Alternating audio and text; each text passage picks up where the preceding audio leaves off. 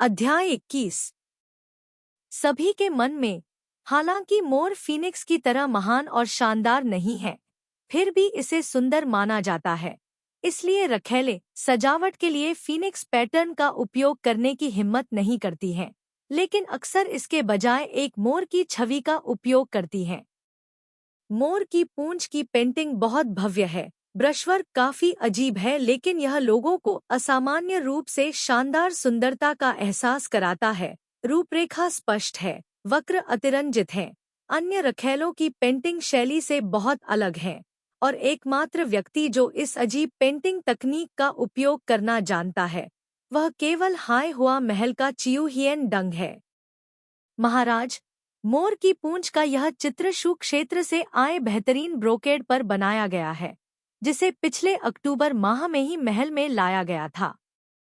मैंने जांच की है, महल में केवल 8 उपपत्नियों के पास इस तरह का ब्रोकेड है। नहुफी, तू चियो डोंग, निन्हफी को छोड़कर जो बरकरार हैं, अन्य सभी महल क्षतिग्रस्त हैं। रानी ने शांति से मोर की पूंछ को देखा जो उपपत्नी निन्ह के सामने लाई गई थी। केवल कपड़े के आधार पर इससे अधिक कुछ नहीं पाया जा सकता है। इस समय सभी ने प्रतिक्रिया व्यक्त की थी। महारानी आज इस मामले की फिर से जांच करने के लिए इस अवसर का लाभ उठाना चाहती थी, लेकिन उनमें से कोई भी यहाँ मौजूद लोग बच नहीं सके। सम्राट ने भौहें सिकोड़ी, अगर हमें कपड़े से कुछ नहीं मिल सकता है, तो चलो दूसरे सुराग से जांच शुरू करते हैं। बोलने के बाद उसने उपपत्नी निन्हा की ओर देखा। उपपत्नी निन्हा, कृपया इस पेंटिंग को देखो। महाराज। शाही उपपत्नी निंग ने झिझकते हुए कपड़े का टुकड़ा उठाया, एक पल के लिए ध्यान से उसकी जांच की और थोड़ी भौहें सिकोड़ते हुए कहा, मैं वास्तव में नहीं जानती कि इसे किसने चित्रित किया है, लेकिन ब्रशवर्क को देखते हुए यह कहा जा सकता है कि ब्रशवर्क झाओ जियानरोंग से अलग नहीं है। शाही उपपत्नी थुक ने मोर की पूंछ को देखा, आधी मुस्कुराई और आधी नहीं। शाही उपपत्नी निन्ह यह भी जानती है कि चियो हियन डोंग की चित्रकला शैली कैसी है। लालटेन उत्सव के दौरान चियो हियन डोंग ने खुद लालटेन पर एक पेंटिंग बनाई थी। मैं उस समय वहां था, इसलिए मैंने उसे देखा। उपपत्नी निन्ह ने मोर की पूंछ छोड़ दी और शाही उपपत्नी थुक की ओर मुड़ी। क्या शाही उपपत्नी थुक भूल गई है? थुक क्वीफी मुस्कुराए और कुछ नहीं बोले। महाराज की दृष्टि और स्मरण शक्ति असाधारण है। मैं आपकी तरह अच्छा नहीं हूँ। ट्रांग लैक येन ने हाथ बढ़ाकर मोर की पूंछ का कपड़ा पकड़ लिया। इस मोर की पूंछ की पेंटिंग में उसी रंग और कपड़े का इस्तेमाल किया गया है जो मेरी पतंग पर है। अगर पतंग पर बनी पेंटिंग मैंने खुद नहीं बनाई होती, तो शायद मैं असली और नकली में अंतर नहीं बता पाता। महाराज, इस बार जिस व्यक्ति ने इस उपपत्नी को फंसाया है, वह बेहद क्रूर और क्रूर है। उसने न केवल लेडी डीप के जीवन को नुकसान पहुंचाया, बल्कि इस उपपत्नी पर गलत आरोप भी लगाए। मैं महामहिम से इस उपपत्नी के लिए न्याय बहाल करने की विनती करता हूँ। ट्रांग लैक येन की आंखें लाल हो गईं। यह उपपत्नी नुकसान पहुंचाए जाने से नहीं डरती है, वह केवल इस बात से डरती है कि महाराज किसी बुरे इरादे वाले व्यक्ति की योजनाओं पर विश्वास कर लेंगे। अगर ऐसा है।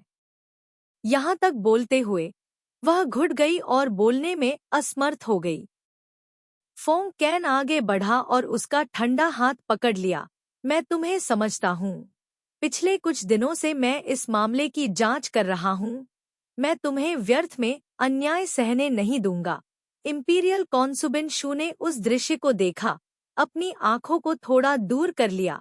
उसके चेहरे पर मुस्कान धीरे धीरे फीकी पड़ गई और कहा, इससे पहले मैं केवल यह जानती थी कि इंपीरियल कॉन्सुबिन निंग के चित्रकला कौशल साधारण नहीं थे। आज मुझे एहसास हुआ कि इंपीरियल कॉन्सुबिन निंग की दृष्टि भी असाधारण है। लालटेन महोत्सव के दौरान झाओ जियानरोंग के लालटेन से कुछ कदम दूर खड़े होकर मैं अभी भी झाओ जियानरोंग की सुलेख को देखने में सक्षम थी। वास्तव में दुर्लभ, निन्हफी की अभिव्यक्ति अपरिवर्तित रही। यह उपपत्नी समझ नहीं पा रही है कि महाराज का क्या मतलब है। इस महल का कोई मतलब नहीं था। शाही कुलीन पत्नी शू ने शाही पत्नी निन्ह की ओर नहीं देखा। उसने बस झुककर सम्राट से कहा, महाराज, मैंने अभी अभी असभ्य व्यवहार किया था। कोई बात नहीं। फोंग कैन ने ट्रांग लेक येन का हाथ पकड़ लिया। थुक क्वी फी की ओर देखा। उसने अनजाने में ऐसा कह दिया। उसने कुछ भी गलत नहीं किया। उपपत्नी थुक हमेशा बहुत सावधान और विचारशील रही है। अतीत में नुहफी और लैम टैन ने भी कुछ लापरवाह शब्दों पर बहस की थी।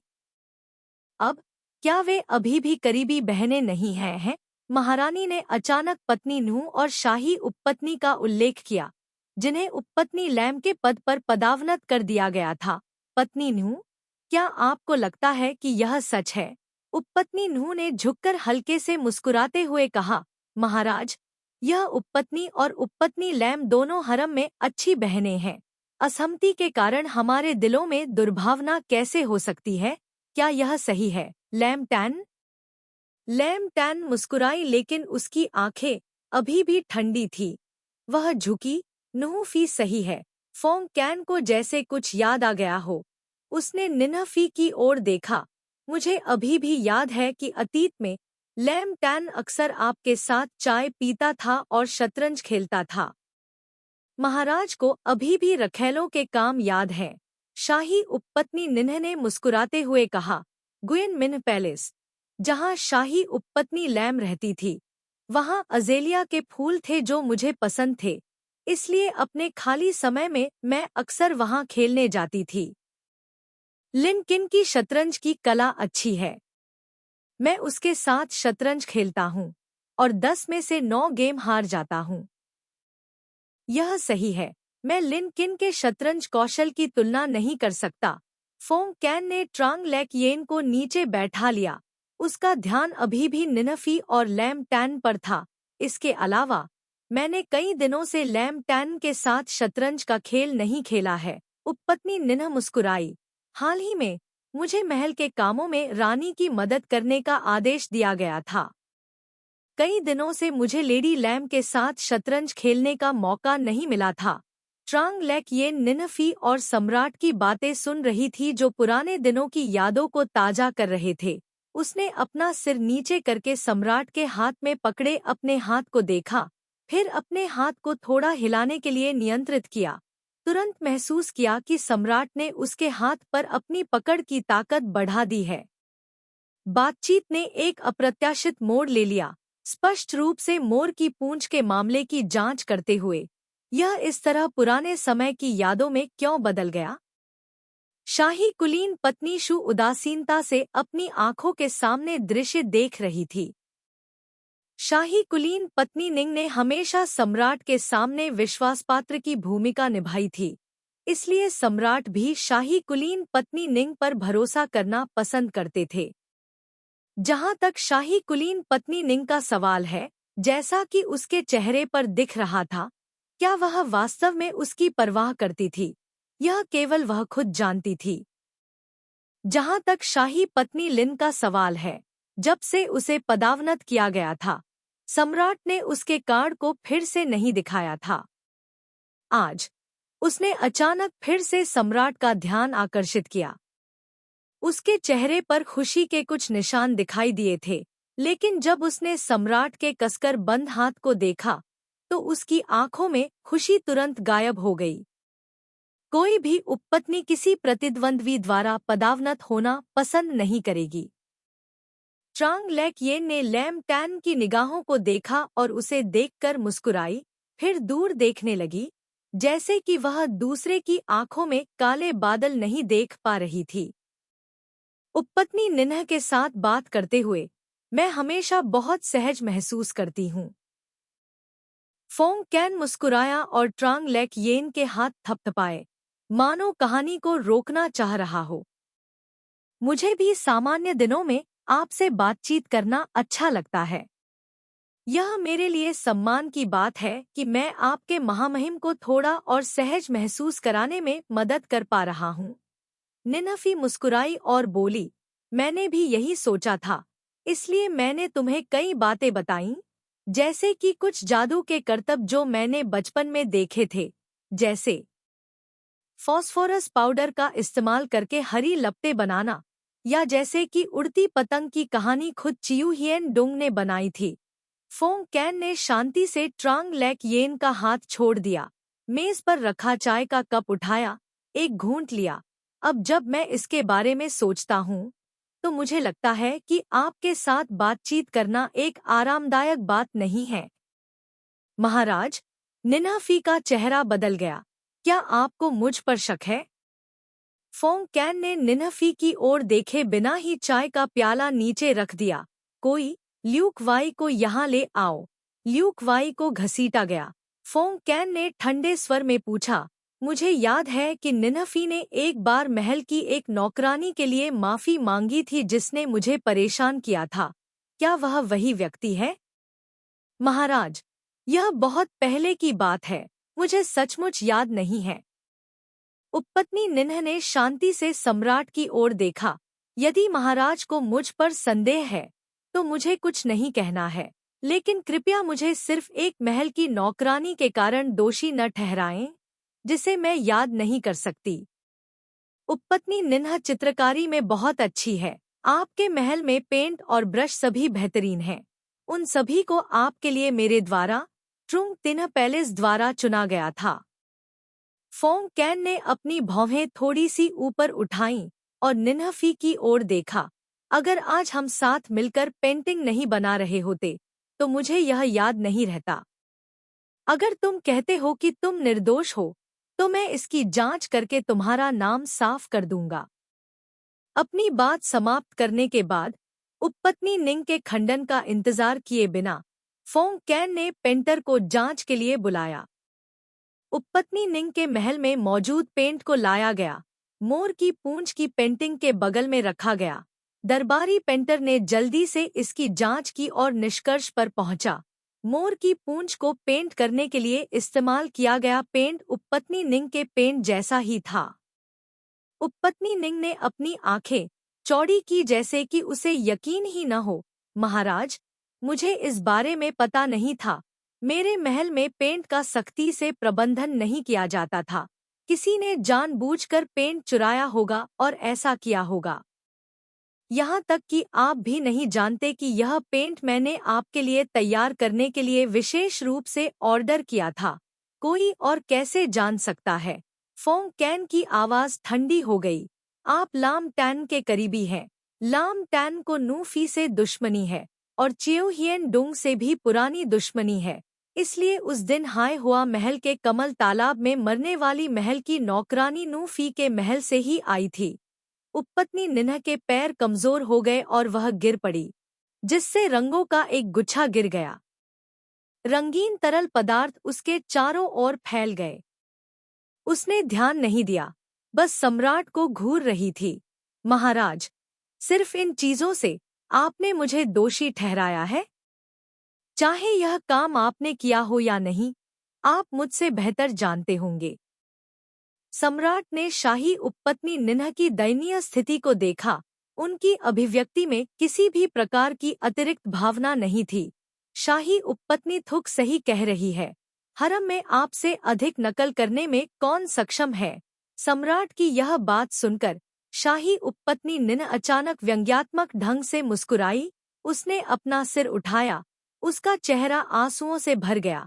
यह सही है, महल में क्या कोई ऐसा है जो मुझसे बेहतर चित्र बना सकता है? लेकिन फिर भी महामहिम ने अभी भी शाही उपपत्नी चियो की बेकार लालटेन रखी है।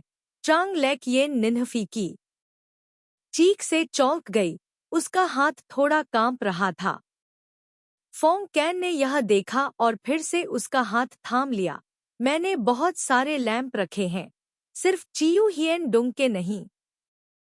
सम्राट के पास न केवल चियो हियन डुंग का दीपक है, बल्कि थुक क्वीफी, नुहफी और कई अन्य रखैलों का दीपक भी है। उपपत्नी निन्ह रोई और हंसी।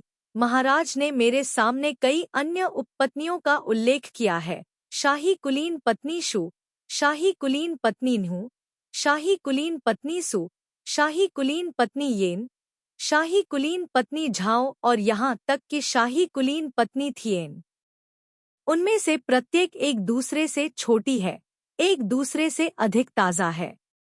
मैंने देखा कि सम्राट एक के बाद एक व्यक्ति का पक्ष ले रहा था, दिन प्रतिदिन उसके आगमन की प्रतीक्षा कर रहा था, लेकिन जब वह आया तब भी वह किसी और के बारे में ही बात कर रहा था। इन दिल दहला देने वाले शब्दों को सुनकर ट्रांग लैक-येन ने मन ही मन आह भरी। उपपत्नी निन्ह ने विश्वासपात्र होने का रास्ता चुना। शायद उसने वास्तव में सम्राट के लिए भावनाएं विकसित की थीं, इसलिए वह ईर्ष्या करेगी, क्रोधित होगी और अंत में आक्रोश बढ़ेगा और वह खुद को नुकसान पहुंचाएगी, उपपत्नी न्यू को नुकसान पहुंचाएगी और यहाँ तक कि महारानी के खिलाफ साजिश भी करेगी। एक लड़की जो मूल रूप से सुंदर और सुसंस्कृत थी, वह भी भावनाओं के कारण ईर्ष्या करेगी, क्योंकि आखिरकार वह एक संत नहीं थी।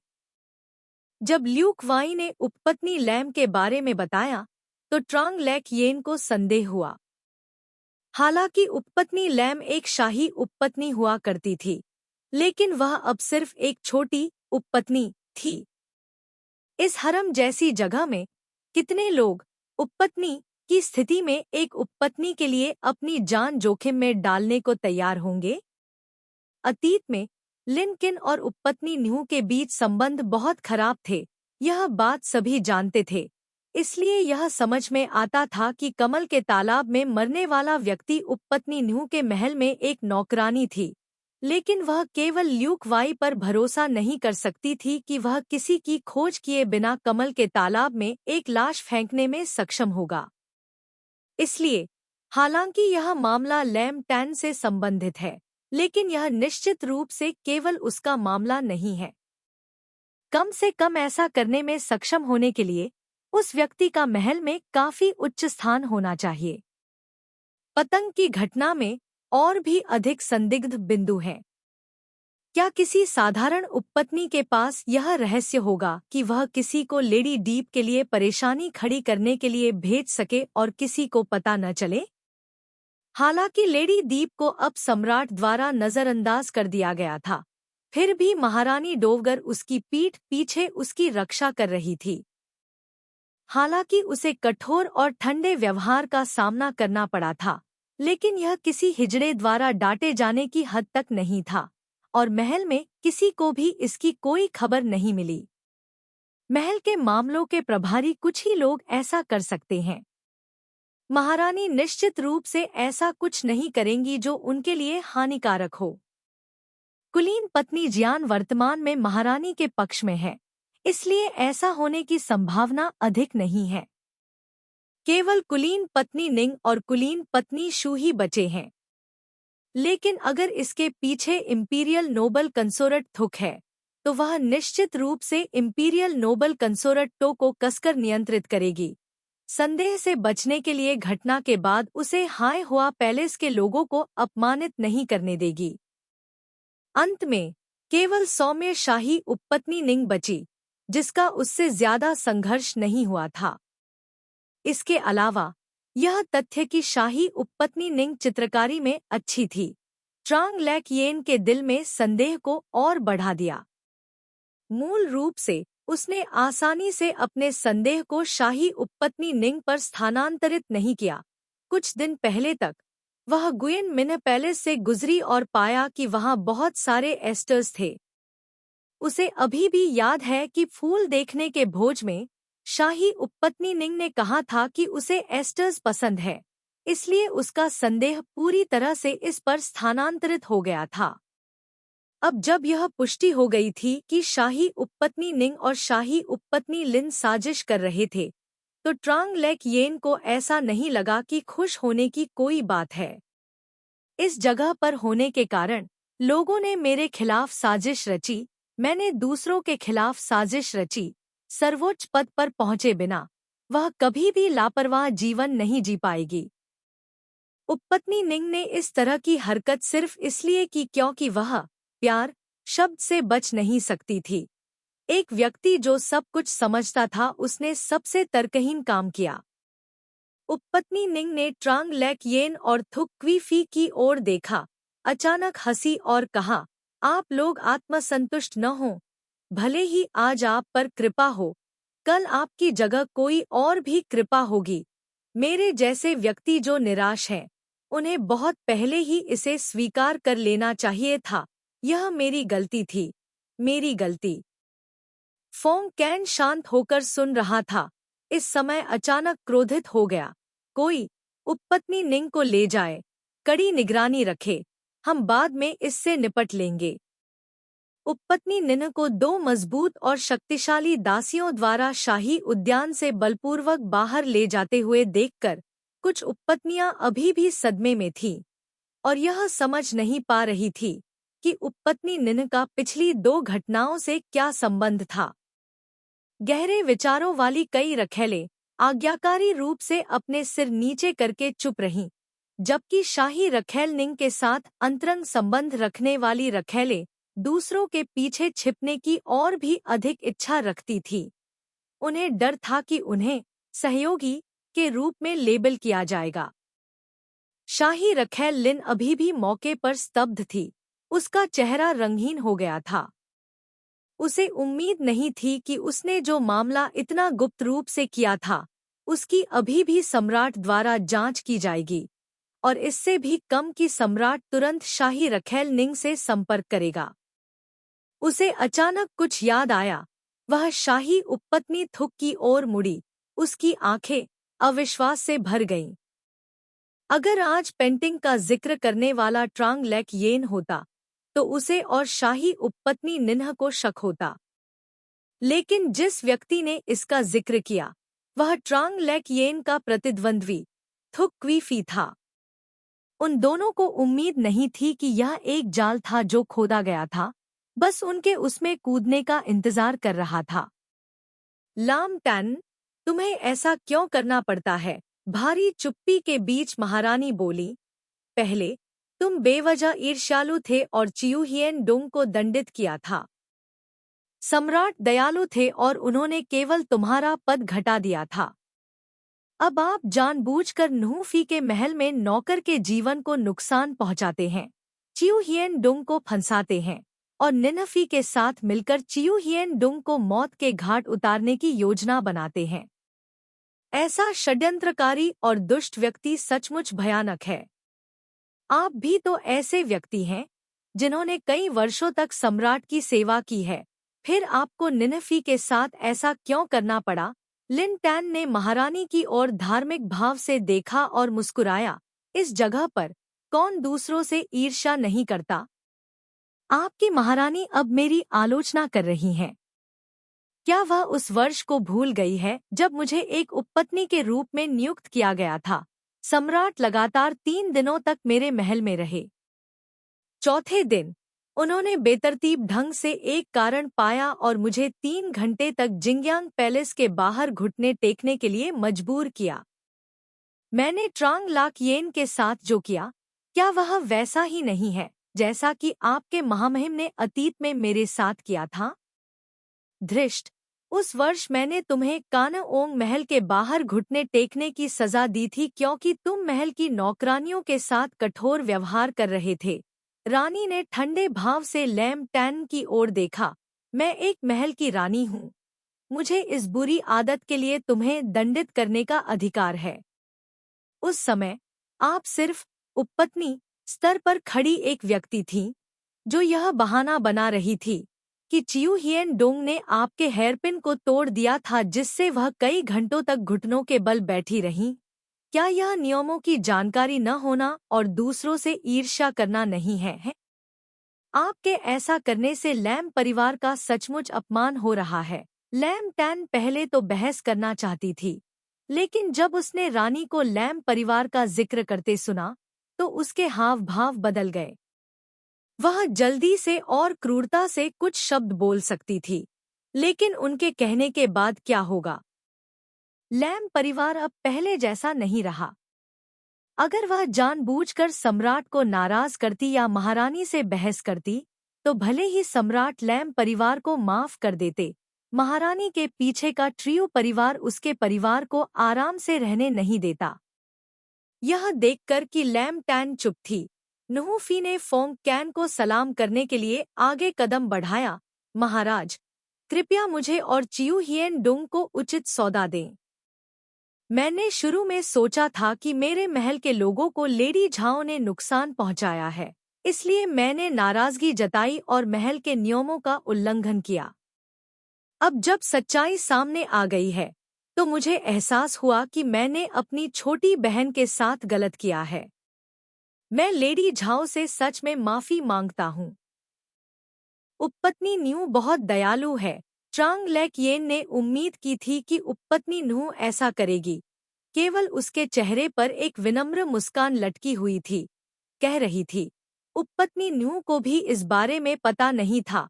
इस उपपत्नी ने उपपत्नी न्यू की माफी स्वीकार करने की हिम्मत कैसे की? भूल जाओ, इस बार तो उसके सामने इतनी बड़ी विपत्ति आ गई है, अब उसे इस पर अपनी ऊर्जा बर्बाद करने की कोई जरूरत नहीं है। फोंग कैन ने नूफी की बात बीच में ही रोकते हुए उदासीनता से महारानी और लैम टैन की ओर देखा। लैम टैन लंबे समय से मेरी सेवा कर रही है, इसलिए भले ही मैं पहले दूसरों से ईर्ष्या करती थी, फिर भी मैंने आपके लिए कुछ सम्मान रखा था। अब आपने इस तरह का काम किया है, मैं वास्तव में उदार नहीं हो सकती। मेरी इच्छा बताओ। कंसोर्ट लैम का स्वभाव कठोर है और उसका आचरण अनैतिक है। उसे 3 फीट सफेद रेशम का इनाम दो। महाराज, ट्रांग लेक येन की अभिव्यक्ति थोड़ी बदल गई और वह जल्दी से बोली, महाराज, मुझे अपनी जान का कोई खतरा नहीं है और उपपत्नी लैम ने कई वर्षों तक आपकी सेवा की है। क्या यह सजा बहुत कठोर है? ऐसा कहकर वह सम्राट के सामने घुटने टेक बैठी। मैं महामहिम से उपपत्नी लैम की जान बख्शने की विनती करता हूँ। हालांकि लॉर्ड लैम अब दरबार में अधिकारी नहीं है, लेकिन उन्होंने एक बार 2 राजवंशों में मंत्री का पद संभाला था। अब जब वे बूढ़े हो गए हैं तो वे वास्तव में एक बच्चे को खोने का दर्द सहन नहीं कर सकते। फोंग कैन ने चुपके से समझ लिया। ट्रांग लेक येन को चिंता थी कि ऐसा करने से पूर्व मंत्री का दिल ठंडा हो जाएगा। वह अपने सामने घुटनों के बल बैठी महिला की मदद करने के लिए नीचे झुका। उसकी आंखों में अधीरता और चिंता को स्पष्ट रूप से देख रहा था। शायद वह यह नहीं जानती कि लैम परिवार का अब अदालत में कोई प्रभाव नहीं है, लेकिन यह दयालुता सचमुच दिल को छू लेने वाली है। अगर चियू हियन डोंग ने मदद मांगी है तो लैम थी की जान बख्श दीजिए, लेकिन इस अपराध को वास्तव में माफ नहीं किया जा सकता। अब उसकी उपपत्नी का पद रद्द कर दिया गया है। उसे मिस्टर कैन वाई के पद पर पदावनत कर दिया गया है। तिनथुकैक में स्थानांतरित कर दिया गया है। उसका बैज हटा दिया गया है और उसे फिर कभी सम्राट की सेवा करने की आवश्यकता नहीं होगी। फोंग कैन ने फिर लैम टैन की ओर नहीं देखा। लैम कैन वाई वहीं घुटने टेक दो। इस जगह पर एक नीच 9वीं श्रेणी का गार्ड किसी के पैरों के नीचे की मिट्टी की तरह है। यहाँ तक कि एक महल की नौकरानी या थोड़ा उच्च स्थिति वाला नपुंसक भी उन्हें नीची नजर से देख सकता है। जीवन वास्तव में कहावत के अनुसार है, जीना मरने से भी बदतर है। तिनथुकैक में जाना पड़ा, जहाँ कुछ समय पहले ही किसी की मृत्यु हो गई थी। अब लाम कान्ह वाई वहाँ रह रही है। क्या बचने की कोई उम्मीद है? नहूफी एक तरफ हट गई, अपना सिर झुकाया और हल्के से मुस्कुराई। ट्रांग लेक येन का कदम वाकई जहरीला था, जिससे लोग मौत से भी बदतर जीवन जी रहे थे, जो उपपत्नी स्तर पर गरिमा के साथ मरने से भी ज्यादा दयनीय था। फिर भी उसने एक दयालु और परोपकारी उपस्थिति दिखाई। लैम थी से निपटने के बाद महारानी ने सक्रिय रूप से निन्हफी का उल्लेख नहीं किया। निन्हफी लैम थी जैसी नहीं है। हाल के वर्षों में हालांकि उसे थुक्वीफी की तरह पसंद नहीं किया गया है, फिर भी सम्राट उससे मिलने जाना पसंद करता है। बेशक उसके लिए उसकी भावनाएं सामान्य रखैलों जैसी नहीं हैं। भले ही उसने आज इस तरह की बात कही हो, कौन जानता है कि सम्राट पुरानी दोस्ती को याद रखेगा या नहीं। वह बाहर खड़े होकर खलनायक की भूमिका नहीं निभाना चाहती। ट्रांग लैक-येन स्वाभाविक रूप से जानबूझकर निन्हफी का उल्लेख नहीं करेगी। सम्राट द्वारा मदद किए जाने के बाद वह एक तरफ सीधी बैठ गई। उसकी कोमल अभिव्यक्ति लैम थी को देख रही थी, जिसकी अभिव्यक्ति धीरे धीरे बदल रही थी। उसकी चमकदार आंखें मासूमियत और असहायता से चौड़ी हो गईं। गलती से अपना सिर देखने के लिए झुका, अचानक सम्राट की आंखों से मिली। फिर उसने पाया कि सम्राट की आंखें काफी जटिल हो गई हैं। दुर्भाग्य से उसके पास किसी व्यक्ति की आंखों के आधार पर उसके मूड का विश्लेषण करने की क्षमता नहीं थी। उपपत्नी निन्हा को चौथे दर्जे की उपपत्नियों के पद पर पदावनत कर दिया गया। गुयेन मिन्ह महल में स्थानांतरित कर दिया गया और उसका कार्ड हटा दिया गया। फोंग कैन खड़ा हुआ, ट्रांग लैक-येन के हाथ थपथपाए, उसे आराम करने के लिए कहा, फिर मुड़कर शांति से कहा, सभी लोग कृपया चले जाएं। यह कहकर सबकी प्रतिक्रिया देखे बिना ही वह मुड़ा और चला गया। अलविदा महाराज। ट्रांग लैक-येन ने अपना सिर झुकाया, अपनी आंखें थोड़ी सिकुड़ी। गुयेन मिन्ह पैलेस वह जगह थी जहां हिएन क्वीफी रहते थे। सम्राट ने हो थाई हुएन को वहां जाने दिया। इससे लोगों को वाकई असहज महसूस हुआ। आज से पहले वे दोनों मिलकर महल के काम काज संभालते थे, लेकिन अब एक व्यक्ति प्रभारी था और दूसरा प्रभारी था। हालांकि अगर उसे सही से याद है तो सम्राट के एक निश्चित राजकुमार को हो थाई हुएन द्वारा पालन पोषण के लिए भेजा गया था और अब हो थाई हुएन को गुयेन मिन्ह महल में स्थानांतरित कर दिया गया था। तो क्या यह राजकुमार भी गुयेन मिन्ह महल के स्वामी हिएन क्वीफी को नहीं सौंपा जाएगा? सम्राट को कुलीन पत्नी हिएन द्वारा किसी और के बच्चे का पालन पोषण करना कितना पसंद है? एक के बाद एक उन्हें लाया गया। बस ऐसे ही नोबल कंसोर्ट हिएन वास्तव में हिएन शब्द को सहन नहीं कर सका। हालांकि लाम चीखे के अंत की तुलना में सम्राट ने हो थाई हुएन के साथ काफी दयालु व्यवहार किया। शायद उसके लिए भी उसकी कुछ भावनाएं थी। चियू हिएन का घाव ठीक हो गया है। हो नूफी धीरे से ट्रांग लैक-येन के सामने चली गई और धीरे से कहा, उस घाव का अच्छी तरह से इलाज किया जाना चाहिए ताकि यह कोई निशान न छोड़े। ट्रांग लैक-येन ने सिर झुकाकर कहा, आपकी चिंता के लिए धन्यवाद। इस उपपत्नी को कोई समस्या नहीं है। नूफी ने मुस्कुराकर सिर हिलाया, अगर कुछ नहीं है तो यह अच्छी बात है। इतना कहकर उसने महल की नौकरानी का हाथ थाम लिया और इत्मीनान से चली गई। कुछ देर तक नूफी के फिगर को देखते हुए ट्रांग लैक-येन ने धीरे से अपनी आंखें नीची कर ली। सम्राट को हो थाई हुएन से चाहे कितना भी लगाव क्यों न हो, इस स्थिति में आकर हो थाई हुएन अब ऊपर नहीं चढ़ पाएगी।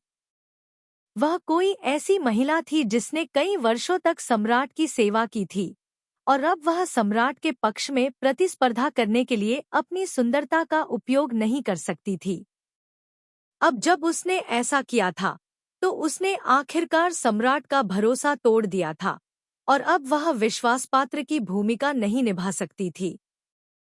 पिछली भावनाओं के कारण सम्राट उसे इस तरह के दयनीय अंत में गिरने नहीं दे सकता था, लेकिन पिछली भावनाओं के कारण भी सम्राट उसे फिर से नहीं देखना चाहता था, क्योंकि वह एक उपपत्नी को याद नहीं करना चाहता था जिसने अन्य उपपत्नियों के खिलाफ साजिश रचने के लिए उसके भरोसे का इस्तेमाल किया था। हु कैक्सुआन के लिए जो सम्राट द्वारा प्रेरित था, इस तरह के अंत में गिरना सबसे बड़ी त्रासदी थी। कोल्ड फूड फेस्टिवल इस तरह समाप्त हो गया था।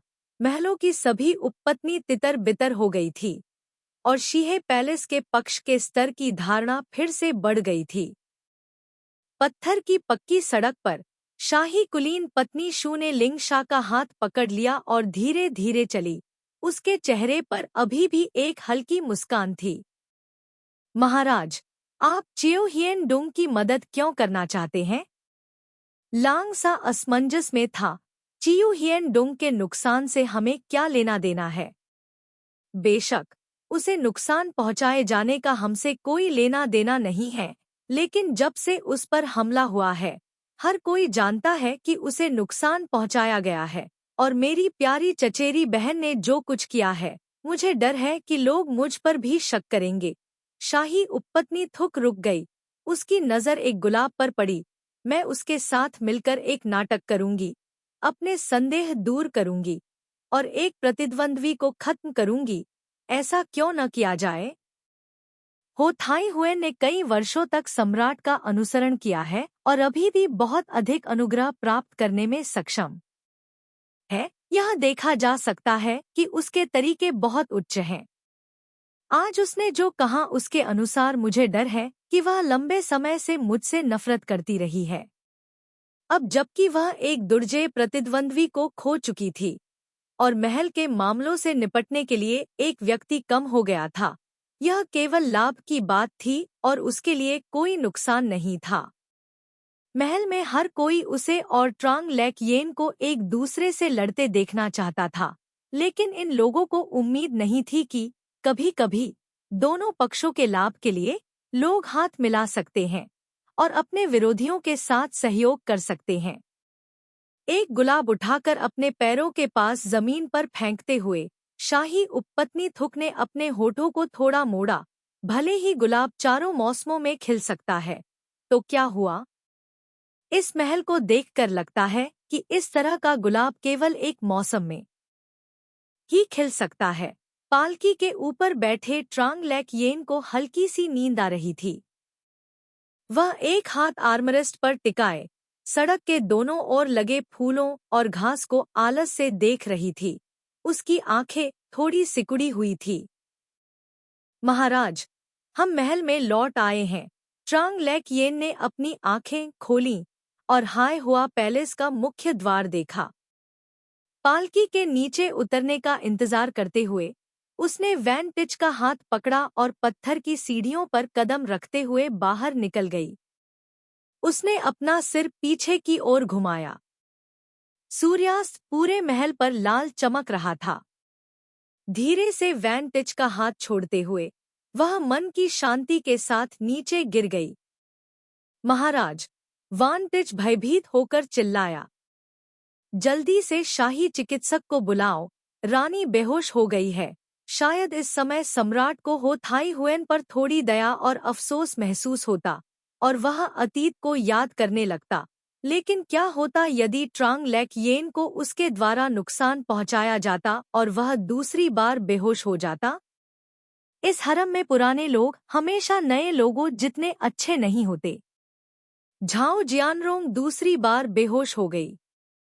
उसका निदान करने के बाद शाही चिकित्सक ने आह भरी और कहा कि क्योंकि उसने पिछली बार बहुत अधिक रक्त खो दिया था, झाओ जियानरोंग का स्वास्थ्य कमजोर हो गया था, इसलिए उसे अपना अच्छा ख्याल रखना होगा, अन्यथा परिणाम होंगे।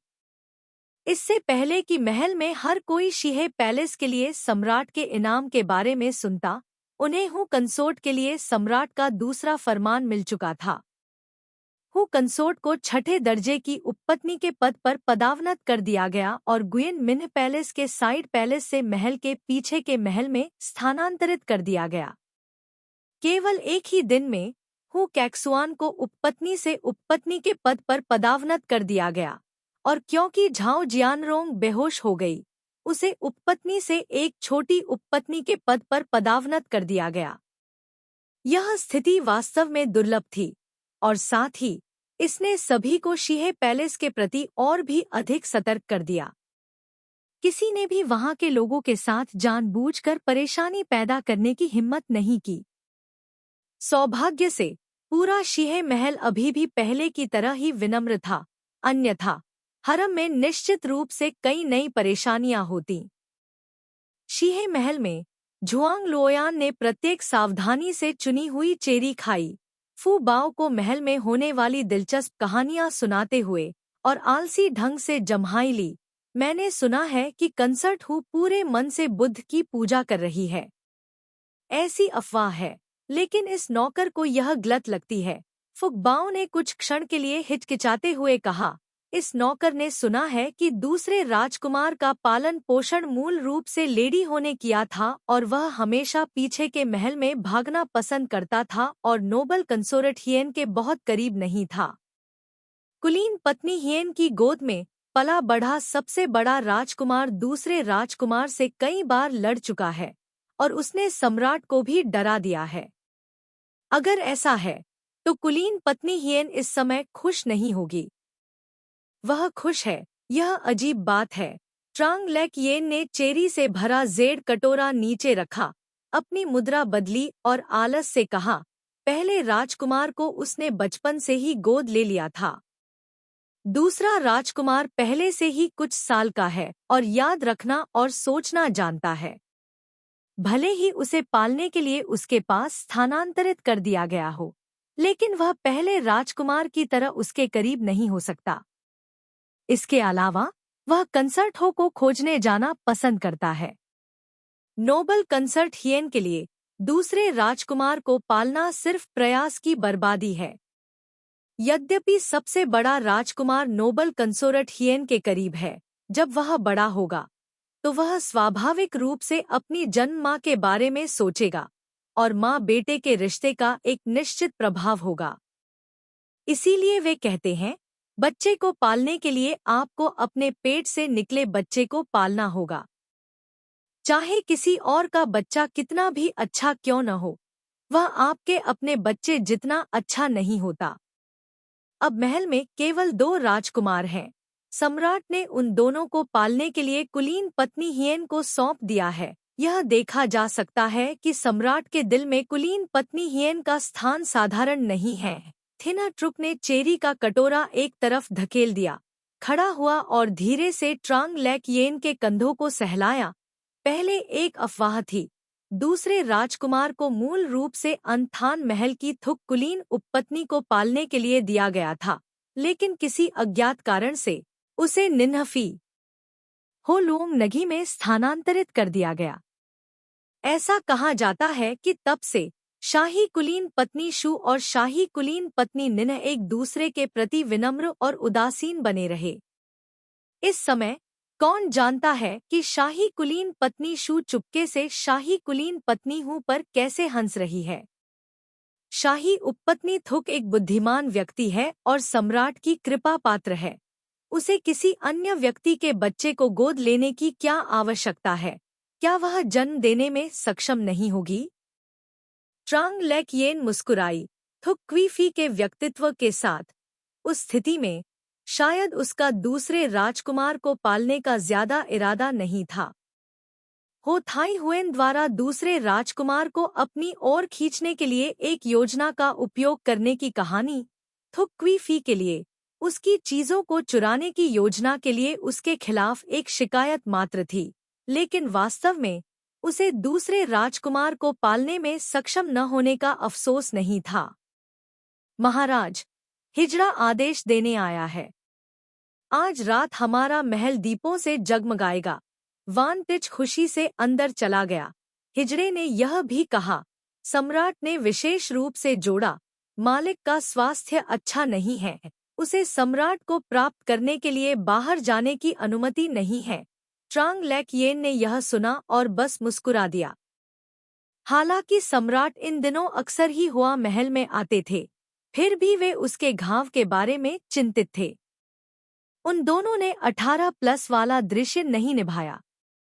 अब जबकि उसकी चोटें लगभग पूरी तरह से ठीक हो चुकी हैं, उसे एक उपपत्नी के रूप में अपने कर्तव्यों का ठीक से पालन करना चाहिए।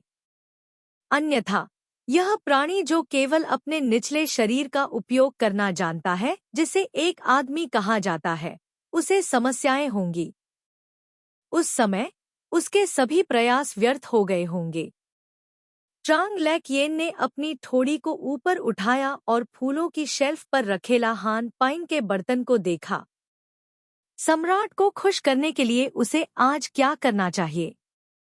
फोंग कैन एक ऐसा व्यक्ति है जो दिन में अपने आसपास सुंदर वस्त्र पहने महिलाओं को देखना पसंद करता है, लेकिन रात में वह लिपस्टिक की तेज गंध को सूंघना नहीं चाहता। इसलिए हर बार जब वह ट्रांग लैक येन के साथ होता था तो वह विशेष रूप से सहज महसूस करता था, बिना किसी मेकअप या लिपस्टिक के, लेकिन एक ताज़ा फल की खुशबू के साथ। हर बार जब वह भावुक होता था तो उसे खुशी महसूस होती थी। वह स्पष्ट रूप से अभी भी अपने दिल में घायल व्यक्ति की स्थिति के बारे में चिंतित था, लेकिन अंत में वह अभी भी पागलपन में पड़ गया। जब दोनों संतुष्ट हो गए तो उसने दूसरे व्यक्ति को अपनी बाहों में खींचने के लिए हाथ बढ़ाया, उसकी चिकनी गोरी पीठ को सहलाया, चुप रहा। ट्रांग लैक येन सम्राट की छाती से लिपट गई। उसकी निर्भरता का रवैया मिठास के साथ मिश्रित था, जैसे कि अनजाने में उसकी उंगलियां धीरे से दूसरे व्यक्ति के कान और गर्दन को छू रही थी। फोंग कैन ने अचानक उस उंगली को पकड़ लिया जो आगे पीछे हिल रही थी। उसकी आवाज गर्म थी। मेरी प्यारी उपपत्नी का हाथ बहुत शरारती है, मुझे उसे कड़ी सजा देनी चाहिए। ट्रांग लैक येन ने नाराज होकर कहा, महाराज ने मेरी पीठ भी खुजाई थी, जिससे मुझे कुछ देर के लिए खुजली हो रही थी। मैंने बस जैसे को तैसा जवाब दिया। मुझे लगता है कि ऐसा इसलिए है क्योंकि तुम अच्छे नहीं हो और फिर भी बहाने बनाते हो। इतना कहने के बाद फोंग कैन ने धीरे से मुस्कुराया और ट्रांग लैक येन की नाक को हल्के से चूमा। महाराज। एक धीमी फुसफुसाहट, सांसें आपस में मिली हुई, चांदनी खिड़की से झांक रही थी, जिससे फोंग कैन को इन आंखों को स्पष्ट रूप से देखने में मदद मिल रही थी। कुछ लोग कहते हैं, एक लड़की की मोहक और मनमोहक आंखें दूसरों को आकर्षित करने के लिए सबसे आसान होती हैं। इन आंखों में आकर्षण का कोई निशान नहीं होता, लेकिन फिर भी दिल को झकझोर देती हैं। क्या कोई ऐसा पुरुष है जो यह पसंद नहीं करता कि उसकी लड़की उसे अपना सब कुछ, अपना एकमात्र माने? यह सिर्फ अफसोस की बात है कि हरम में रहने वाली औरतें प्यार के अलावा भी बहुत सी चीजों में शामिल हैं। वह बहुत स्पष्ट रूप से समझता और देखता है, और कभी भी पूर्ण विश्वास और निर्भरता प्राप्त करना नहीं चाहता। लेकिन भले ही उसने इसके बारे में कभी नहीं सोचा, जब उसे पता चला कि एक लड़की थी जिसने उसे इस तरह का स्नेह, विश्वास और रिलायंस दिया, तो भी वह अपने दिल में कुछ अलग महसूस कर रहा था। सुबह जल्दी समझेंगे।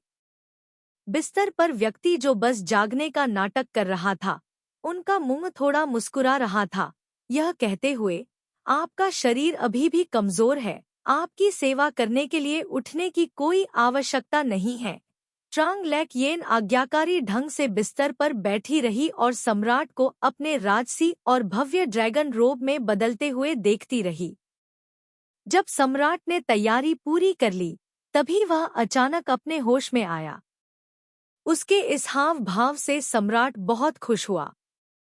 दूसरे पक्ष को चेहरे पर संतुष्टि भरी मुस्कान के साथ देखकर और दूर जाते हुए, वह विदाई सलामी देने के लिए बिस्तर से उतर गई।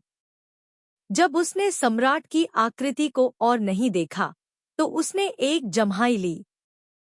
खुद को सूंघते हुए, मुझे सिर्फ फूलों की हल्की खुशबू आ रही थी।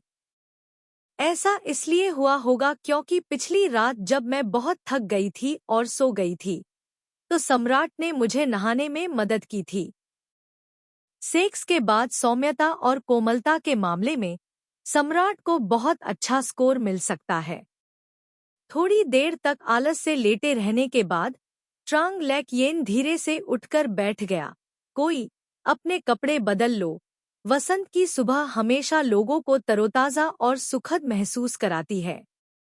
गांव देजोंग ने शीहे पैलेस को देखा जो और भी दूर चला गया था, लेकिन सम्राट ने अभी भी गर्भनिरोधक सूप भेजने के बारे में कुछ नहीं कहा था। वह केवल अपना मुंह खोलकर पूछ सकता था, महाराज, क्या लेडी झाओक्सियनरोंग को भेजने की जरूरत है? गांव देजोंग क्या कहना चाहता था, यह जानते हुए फेंग जिन ने शांति से कहा, लेडी झाओक्सियनरोंग का शरीर अभी भी कमजोर है, उसे कोई टॉनिक नहीं लेना चाहिए। अगर मैं इन दिनों उसका पक्ष लेता हूँ, तो उसे सूप भेजने की कोई जरूरत नहीं है। हाँ, मुझे याद है, काओ डुक ट्रुंग चौंक गया और थोड़ा डरा हुआ था, लेकिन उसके हाव भाव में कोई अजीब बात नहीं दिखी। उसने अपना सिर घुमाकर कुंग ही हुआ की तरफ देखा। इस व्यक्ति का भविष्य में शायद एक खास भविष्य होगा। उसके रेशमी काले बाल बहुत ही खूबसूरत स्टाइल में बंधे हुए थे, जिसके साथ कीमती और बेहतरीन गहने, फूलों की पोशाकें और ब्रोकेड शर्ट थी। ये वो चीजें थी जो एक पसंदीदा उपपत्नी के पास होनी चाहिए। ट्रांग लेक येन को अलग दिखने में कोई दिलचस्पी नहीं है। एक पसंदीदा उपपत्नी को बहुत साधारण कपड़े पहनने की जरूरत नहीं है, क्योंकि हरम में इस तरह का व्यवहार सिर्फ एक तरह की सनकीपन है जो जानबूझकर मरना चाहती है। उपपत्नी सम्राट के सामने जो चाहे बन सकती है, जब तक सम्राट को यह पसंद हो, लेकिन दूसरी रखैलों के सामने अपनी मर्यादा और अनुशासन बनाए रखना चाहिए। किसी और की भूमिका निभाना किसी को भी पसंद नहीं आएगा, और अधिक नफरत भड़काने के अलावा निश्चित रूप से कोई लाभ नहीं है। अब तक ट्रांग लेक येन के ऊपर खड़े लोगों की संख्या कम हो गई है, इसलिए वह अधिक से अधिक सावधान हो गई है। ऐसी कौन सी महिलाएं हैं जो इतने ऊंचे पद पर चढ़ सकती हैं? संयोग से शाही फूलों के बगीचे में नोबल कंसोर्ट हियेन से मुलाकात हुई।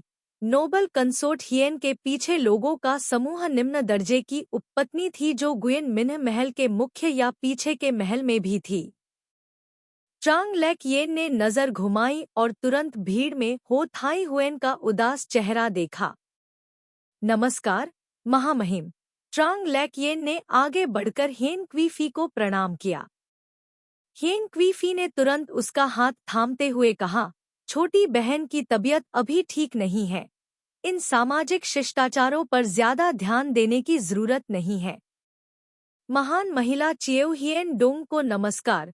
कुलीन पत्नी हियेन के पीछे निम्न स्तर की रखैलें ट्रांग लेक येन का अभिवादन करने के लिए अपना सिर झुकाती थी और साथ ही हो थाई हुएन से दूरी बनाए रखती थी। इतना विनम्र होने की कोई जरूरत नहीं है। ट्रांग लेक येन ने हो थाई हुएन को न देखने का नाटक किया, केवल मुस्कुराया और हियेन क्वीफी से कहा, यह उपपत्नी आपके प्यार के लिए आपका धन्यवाद करती है। आपका व्यक्तित्व ऐसा ही है। हम बहनें हैं, इन औपचारिकताओं की कोई जरूरत नहीं है। कुलीन पत्नी हियेन ने उसका हाथ पकड़ लिया और मुस्कुराते हुए कहा, क्या आप रानी का अभिवादन करने आई हैं? चलो साथ चलते हैं। तो फिर मैं तुम्हें एक पल के लिए परेशान करूंगा। ट्रांग लेक येन बेशक मना नहीं करेगा। रास्ते में वे दोनों हंसे और खुशी से बातें कीं। जल्द ही उन्होंने कैन युंग महल देखा और संयोग से तो चिएउ डुंग से मुलाकात हुई जो थिएन क्वी नहान को लेकर आ रहा था। अभिवादन के एक और दौर के बाद वहां मौजूद सभी लोगों को पता चल गया कि कुछ समय पहले तो चिएउ डू ने चिएउ हियेन डुंग को असहज करने के लिए हाय हुआ महल के नौकरों को उधार लेने के अवसर का लाभ उठाया था। आज तो चिएउ डुंग सत्ता से बाहर था। हर कोई एक अच्छा शो देखने के लिए उत्सुक था। ट्रांग लेक येन ने तो चिएउ डुंग के बीमार चेहरे को देखा और विनम्रता से पूछा, महाराज की रंगत अच्छी नहीं है। हाल ही में मौसम तेजी से बदल गया है। महामहिम को अपने स्वास्थ्य की देखभाल करने पर ध्यान देने की आवश्यकता है। आपकी चिंता के लिए धन्यवाद लेडी चिएउ। मैं ठीक हूँ। तो चिएउ डुंग ने ठंडे स्वर में उत्तर दिया, आपका शरीर अभी भी कमजोर है।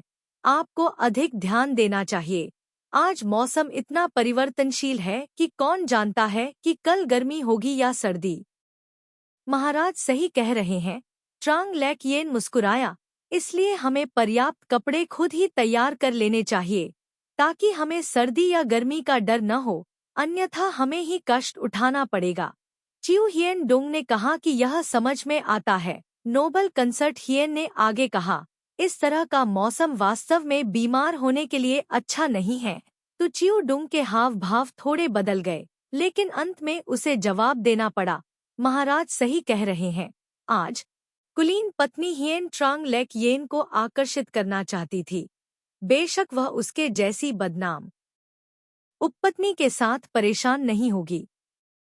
हालांकि उसका दर्जा ट्रांग लेक येन से ऊंचा था, लेकिन महल के लोगों की नज़र में वह ट्रांग लेक येन की तुलना में कैसे हो सकती थी। उसके पैर थोड़े लड़खड़ा रहे थे, वह मुश्किल से खड़ी हो पा रही थी। उसके पीछे खड़ा एक व्यक्ति उसे सहारा देने के लिए आगे बढ़ा। महाराज, सावधान रहें। उसे सहारा दे रही थिएन क्वी नहान की ओर ठंडे भाव से देखते हुए तो चिऊ डुंग ने अपना हाथ वापस खींच लिया और उसे सेवारत महल की नौकरानी को दे दिया। थिएन क्वी नहान, तुम भी सावधान रहो। हाँ, थिएन क्वी नहान ने शांति से अपना हाथ वापस खींच लिया। सुबह की धूप में उसका सुंदर चेहरा चमक रहा था। ट्रांग लेक येन ने अपने होठों को मोड़ा और अपनी आंखों के सामने स्थिति को देखते हुए मुस्कुराई। उसके होठों की मुस्कान उसकी आंखों के कोनों तक नहीं पहुंची। थिएन क्वी नहान सरल नहीं लग रही थी। उपपत्नी के लिए अभिवादन एक आवश्यक दैनिक दिनचर्या थी। ट्रांग लेक येन ने यह भी सोचा कि महारानी के रूप में उपलब्धि की एकमात्र भावना यह थी कि चाहे सर्दी हो या गर्मी, सम्राट की उपपत्नी बिस्तर से उठकर उनका अभिवादन करने आती थी। जब महारानी ने शाही कुलीन पत्नी हियन और ट्रांग लेक येन को एक साथ प्रवेश करते देखा, तो उनके चेहरे पर मुस्कान और भी कोमल हो गई। ट्रांग लेक येन द्वारा उनका अभिवादन समाप्त करने के बाद उन्होंने उन्हें बैठने दिया और चिंता से पूछा, चिऊ हियन डोंग, क्या आपकी तबीयत ठीक नहीं है? आज आप इतनी जल्दी क्यों आ गईं? महाराज, मैं अब भी पहले जैसा ही था, बस महाराज मुझसे प्यार करते थे। अभी रास्ते में मेरी मुलाकात कुलीन पत्नी हियन और लेडी टू चिऊ डुंग से हुई है, इसलिए आप देख सकते हैं कि यह उपपत्नी जल्दी नहीं आएगी। ट्रांग लेक येन मुस्कुराया और यहाँ बैठे सभी लोगों की ओर देखा। रानी ने सिर हिलाया। पुण्यवान उपपत्नी हमेशा जल्दी आती है। अतीत में कुलीन पत्नी जियान हमेशा सबसे पहले आती थी, लेकिन आज वह ट्रांग लेक येन और अन्य लोगों के साथ आई थी। महारानी के शब्दों का एक अलग अर्थ था। यह सुनकर कुलीन पत्नी जियान के चेहरे पर मुस्कान थोड़ी सख्त हो गई और उसने तुरंत कहा, आज सुबह सुबह पहले राजकुमार और दूसरे राजकुमार के बीच फिर से बहस हुई, इसलिए यह उपपत्नी वास्तव में हमेशा की तुलना में देर से आई। दो राजकुमारों की देखभाल करना सचमुच कठिन है। रानी ने कमरे के कोने में बैठी उपपत्नी हो की ओर देखा। दूसरा राजकुमार अभी छोटा है, तुम्हें धैर्य रखना होगा। मैं आपकी महाराज की शिक्षाओं का ध्यानपूर्वक पालन करूंगा। यह उपपत्नी भी ऐसा ही सोचती है। जब छोटा राजकुमार बड़ा होगा तो वह इस उपपत्नी के हृदय की बात अवश्य समझेगा। कुलीन पत्नी शियान ने मुस्कुराते हुए कहा, कम से कम यह दूसरे राजकुमार को अच्छे और बुरे के बीच अंतर करने में मदद कर सकता है। कुलीन पत्नी हियन ने ये वाक्य बहुत उदासीनता से कहे, मानो उसका कोई और इरादा न हो, लेकिन लेडी हू ने अचानक अपना सिर उठाकर उसकी ओर देखा, जबकि उसके आसपास के लोग लेडी हू को व्यंग्यात्मक दृष्टि से देख रहे थे। हो थाई हुईन ने फिर भी उदासीनता से अपना सिर नीचे कर लिया। उसकी अंगुलियां अपनी कमीज के कोने को कसने की इतनी कोशिश करने से सफेद हो गई थी।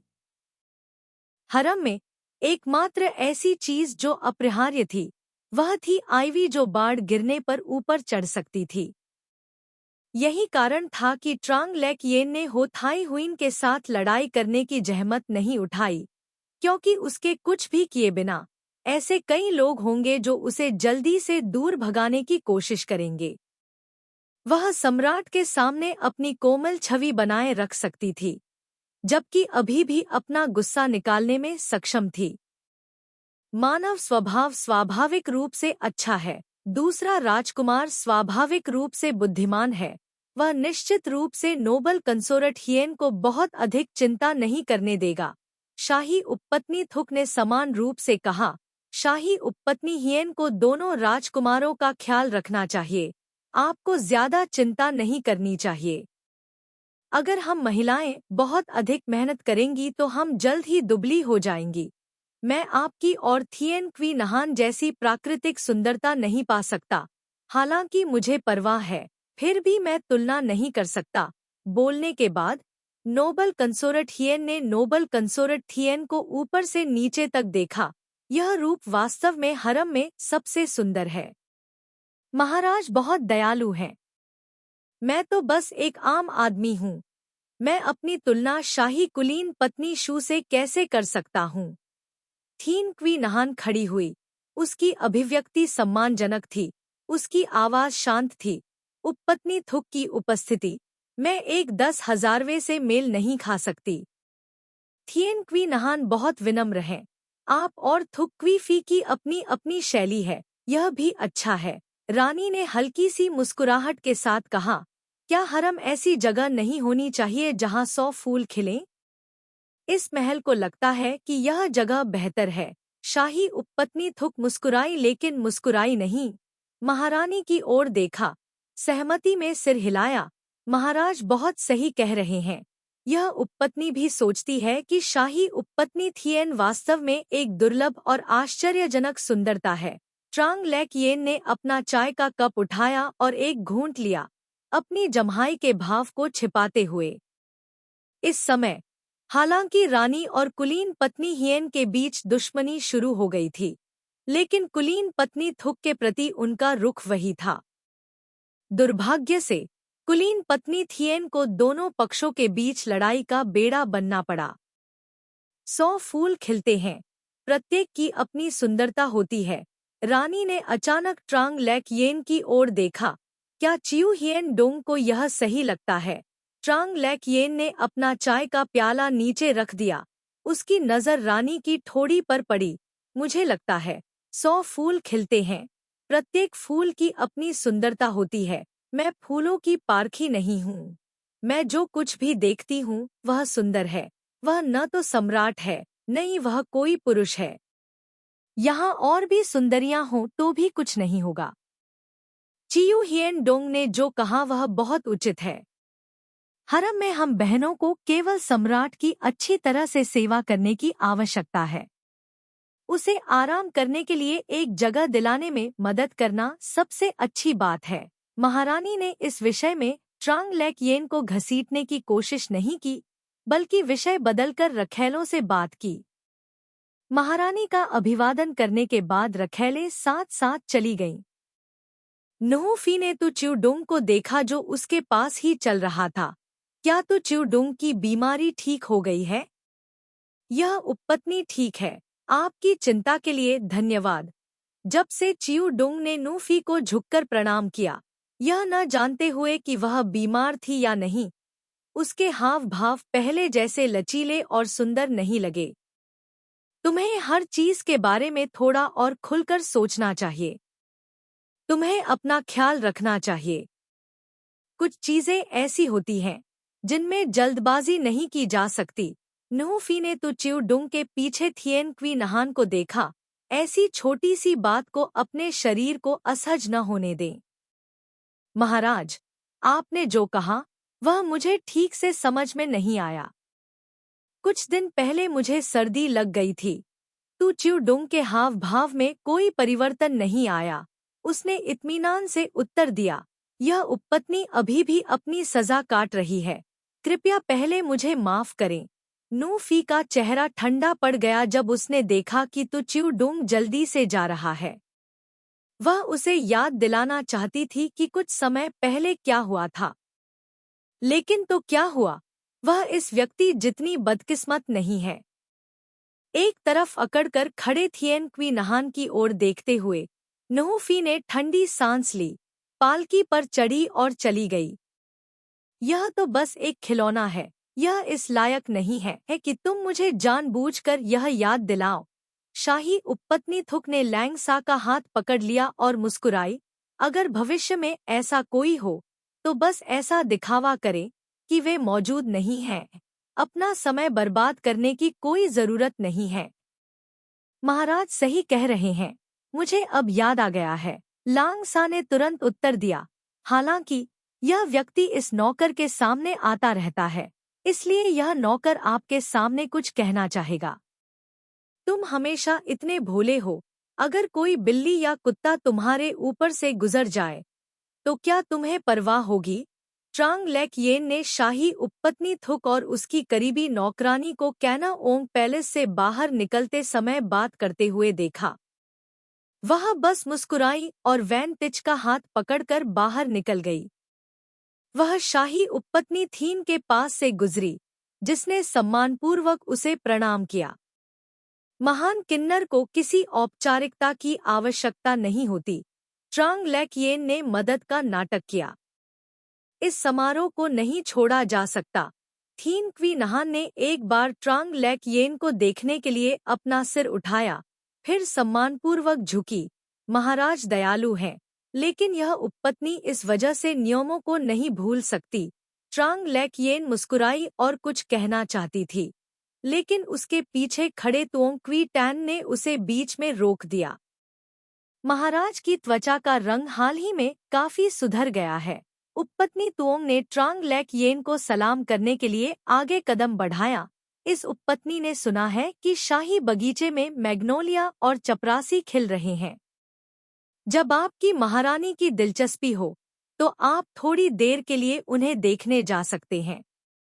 अभी शाही उद्यान से गुजरते हुए मैंने मैग्नोलिया को खिलते हुए भी देखा। ट्रांग लेक येन मुस्कुराया। मुझे वास्तव में कुछ समय निकालकर आना चाहिए और करीब से देखना चाहिए। कुलीन महिला ने कुलीन महिला को प्रणाम किया। मैग्नोलिया फूल न केवल सुंदर है, बल्कि अगर आप इसे सूप में पकाते हैं तो इसका स्वाद भी अलग होगा। अगर ऐसा है तो मैं सचमुच थोड़ा प्रयास करना चाहता हूँ। ट्रांग लेक येन ने वान तिच का हाथ पकड़ा और गेट से बाहर चला गया। तुओंग क्वी टैन और थिएन क्वी नहान भी उसके पीछे पीछे चले। हालांकि यह फूल बहुत सुंदर दिखता है, लेकिन अगर आप इसे उबलते पानी में डालकर थोड़ी देर पकाएं तो यह बहुत भद्दा हो जाएगा। उपपत्नी जियांग ने नोबल लेडी कियान की ओर देखा। आज नोबल लेडी कियान ने हल्के नीले रंग की कढ़ाई वाली पोशाक पहनी हुई थी। रंग बहुत चमकीला नहीं था, लेकिन यह उस पर बहुत अच्छा लग रहा था। वह वास्तव में एक खजाना थी जो दूसरों की आंखों को आकर्षित करती थी। सौभाग्य से महामहिम सुंदरता के लालची सम्राट नहीं है, अन्यथा यह सुंदरता महल में सभी रखैलों को मात देने के लिए पर्याप्त होती। यह सोचते हुए कंसोर टुओंग अपने आप को सामने चल रहे ट्रांग लेक येन को देखने से रोक नहीं सका। सुंदरता के मामले में चिऊ हियन डुंग को हरम में सर्वश्रेष्ठ नहीं माना जाता था, लेकिन कई घटनाओं के माध्यम से वह अधिक से अधिक पसंदीदा बन गई, जैसे कि भगवान ने इस रिश्ते पर दया की हो। लेकिन इससे यह भी पता चला कि कंसोर्ट कोंग ने जो कहा वह बहुत ही उचित था। हरम में रखैलों के बीच ट्रांग लेक येन पर भरोसा करके पुरानी दुश्मनी का बदला लिया जा सकता था। ट्रांग लेक येन को नहीं पता था कि कंसोर्ट तुओंग क्या सोच रही थी। हाल ही में कंसोर्ट तुओंग उसके बहुत करीब थी, यहाँ तक कि जब पतंग वाली घटना हुई और उसे कुछ समय के लिए सम्राट द्वारा अनदेखा किया गया, तब भी कंसोर्ट तुओंग ने पूछताछ के लिए एक नौकरानी को हाय हुआ पैलेस भेजा। इस तरह की जगह में रहते हुए कोई भी बिना किसी कारण के दूसरों के साथ अच्छा व्यवहार नहीं करेगा। कंसोर्ट तुओंग का उसके प्रति रवैया निश्चित रूप से इसलिए नहीं था क्योंकि उसने कंसोर्ट वोंग को उस समय शाही चिकित्सक को बुलाने में मदद की थी। लेकिन अगर दूसरा पक्ष स्पष्ट नहीं करता तो वह मूक बनने में खुश थी। समूह अभी कुछ समय के लिए कैना ओंग महल से बाहर निकला ही था कि उन्होंने देखा कि दो हिजड़े जल्दी से चलकर उनके सामने घुटने टेक रहे हैं। लेडी झाओक्सियन को नमस्कार, लेडी जियांग, लेडी थिएन को नमस्कार। इतना विनम्र होने की कोई जरूरत नहीं है। ट्रांग लेक येन ने इन दोनों लोगों को ऐसे देखा जैसे वे किएन चीन महल से आए हुए हिजड़े हों। इसलिए उसने पूछा, तुम लोग यहाँ क्यों आए हो? महाराज, सम्राट ने कहा कि महामहिम को झूला नृत्य देखना पसंद है, इसलिए उन्होंने नर्तकियों को किएन चीन महल में बुलाया। दोपहर के भोजन के बाद महामहिम के साथ नृत्य देखने के लिए आपका इंतजार करेंगे। छोटा हिजड़ा उसकी खुशामद करता रहा। महाराज ने यह भी कहा है कि अगर महारानी अस्वस्थ महसूस करती हैं, तो वे नहीं आ सकती। जब महारानी ठीक हो जाएंगी, तो वे नर्तकियों से सबके देखने के लिए एक विशेष नृत्य तैयार करवाएंगे। मैं महामहिम के अच्छे इरादों को कैसे विफल कर सकता हूँ? आप महामहिम को बताइए। मैं दोपहर के भोजन के बाद आऊंगा। ट्रांग लेकियेन मुस्कुराया और बोला, मैंने महाराज को चिंता में डाल दिया है। थिएन क्वी नहान की आंखें बहुत जटिल थी। ट्रांग लेकियेन के सामने घुटने टेकते हुए दो यमदूतों को देखते हुए जब तुओंग क्वी टैन ने मुड़कर देखा, तो वह अपनी आंखों की गहराई में नुकसान को छिपा नहीं सकी। तुओंग क्वी टैन ने उपहासपूर्वक थिएन क्वी नहान को देखा, इससे पहले कि उसने सुना था कि थिएन क्वी नहान महल में प्रवेश नहीं करना चाहती थी। अब सम्राट बस कुछ रातों के लिए उसके स्थान पर रहने आया था और पहले ही अपना मन बदल चुका था। यह वास्तव में मजेदार था। मुझे लगा कि वह एक बहुत ही खास व्यक्ति है, लेकिन अब ऐसा लगता है कि वह उन अन्य रखैलों से अलग नहीं है। ठीक उसी तरह वह सम्राट द्वारा प्रेरित थी, उसके विचारों को समझने में असमर्थ थी और यहाँ तक कि अपनी पसंदीदा उपपत्नी के सामने अपनी भावनाओं को प्रकट करती थी। वह वास्तव में बहुत भोली थी। या फिर तुम सम्राट के खोजों को यह अकेला रूप दिखाना चाहते हो? ट्रांग लेकियेन ने भी थिएन क्वी नहान की आंखों में ईर्ष्या और जलन देखी। वह थोड़ा चौंक गई और आश्चर्यचकित हुई। केवल कुछ दिनों के बाद यह थिएन क्वी नहान पहले ही सम्राट को अपना दिल दे चुकी थी। एक पल के लिए उसे संदेह हुआ, क्या उसने इस थिएन क्वी नहान को ज्यादा आका था? ट्रांग लेकियेन को इस थिएन क्वी नहान की ओर से उसके प्रति एक अजीब शत्रुता का भाव महसूस हुआ, लेकिन उसका चेहरा भावहीन रहा। वे तीनों शाही बगीचे की ओर चले गए। चलते चलते वे छोटी छोटी रोजमर्रा की बातें करते रहे। मुझे उम्मीद नहीं थी कि इस समय गुलाब के सेब अभी भी इतनी खूबसूरती से खिलेंगे।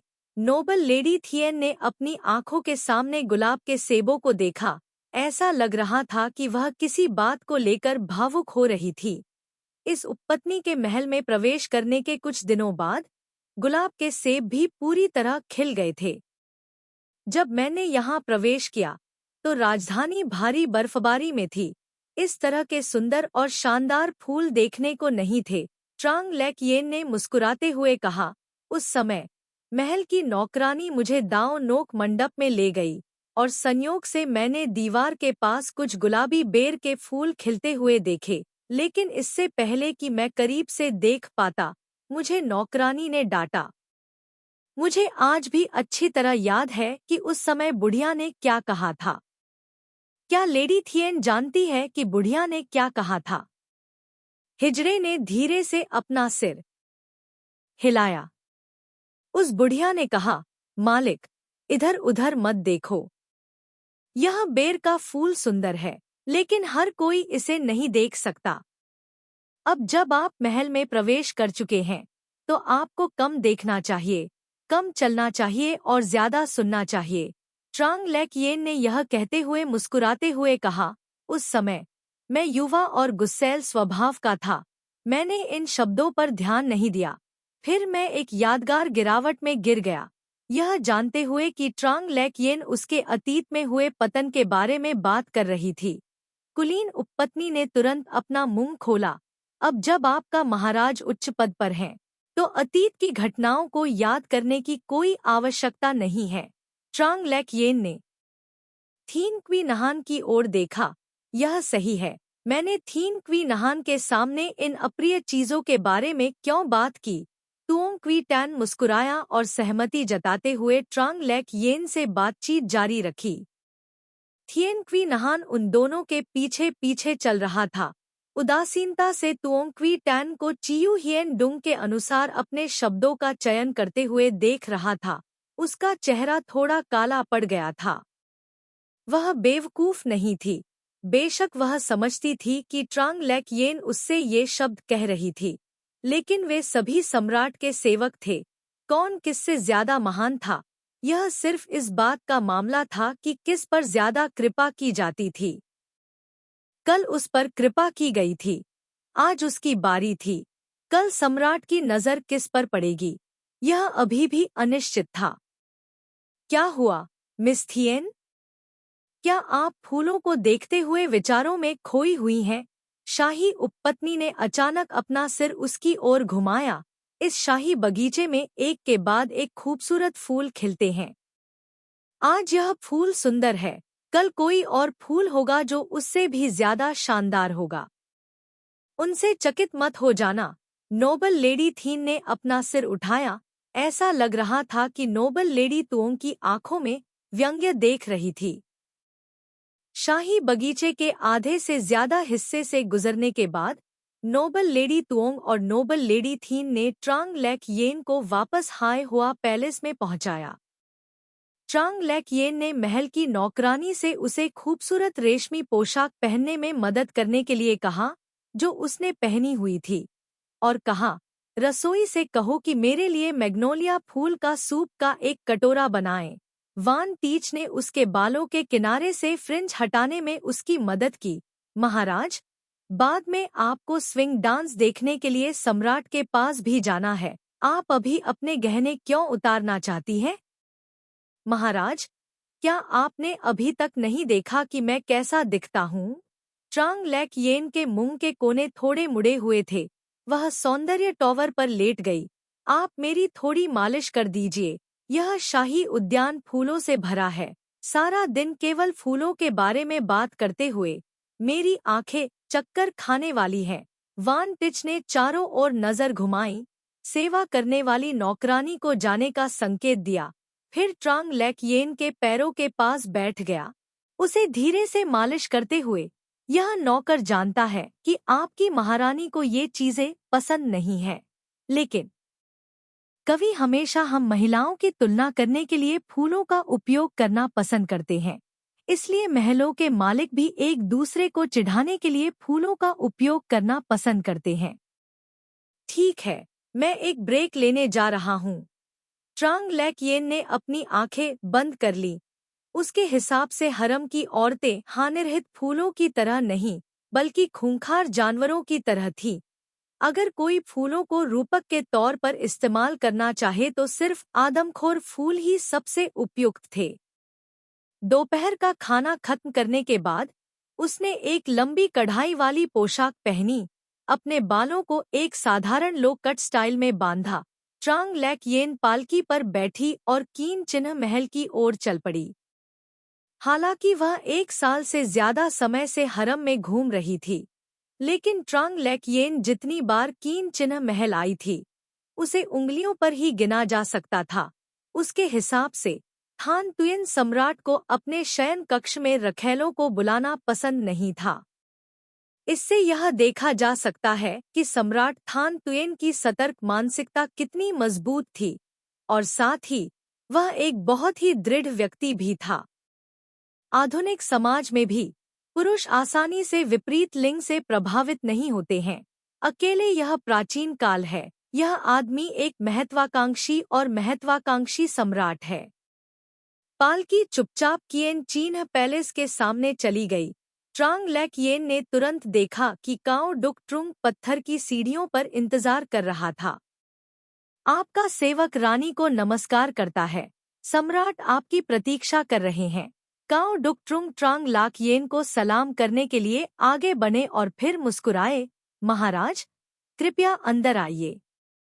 आपकी परेशानी के लिए धन्यवाद, नपुंसक काओ। ट्रांग लाक येन ने थिनह ट्रुक का हाथ पकड़ा और पालकी से उतर गया। काओ डुक ट्रुक की ओर मुस्कुराया और कहा, क्या मैंने आपके महाराज को लंबा इंतजार करवाया? काओ डुक ट्रुंग ने चिएउ हियन डुंग की आंखों में निराशा की चमक देखी और जल्दी से कहा, महाराज, कृपया चिंता न करें।